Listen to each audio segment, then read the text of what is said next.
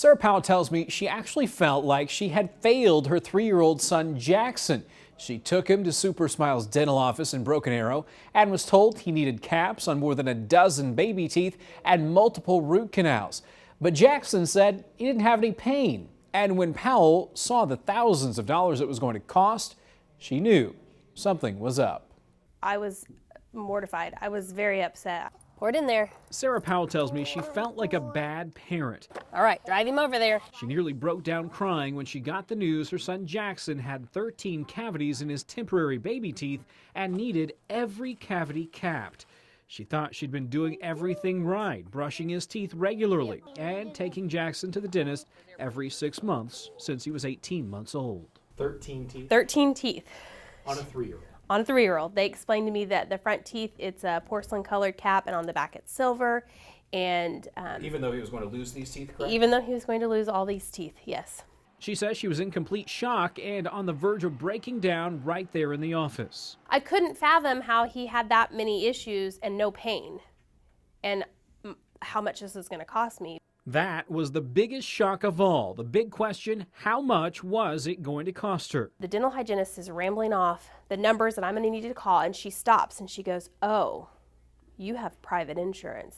This is going to be expensive." And I was like, I lost it. I mean, I just started bawling. Without our private insurance, it was over $5,000. Leaving the office in tears that day, she set out for a second opinion. We spoke with the second dentist, who would not go on camera but said Jackson's first estimate was excessive, the procedures unnecessary.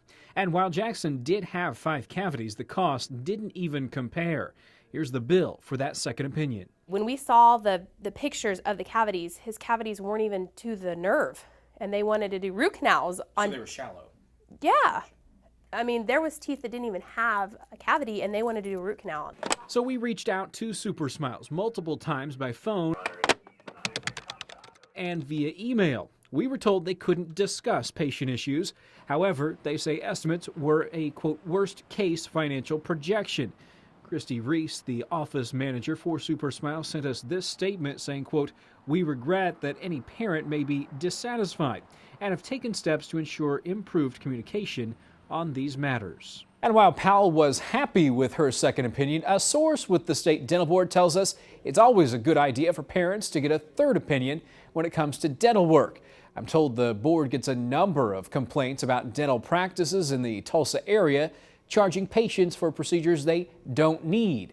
Now, coming up tomorrow morning on 2 Works for You today, we found out how many dentists are under investigation here in the Tulsa area and what you should do when you think your dentist is trying to pull a fast one. Daniel Wynn, 2 Works for You.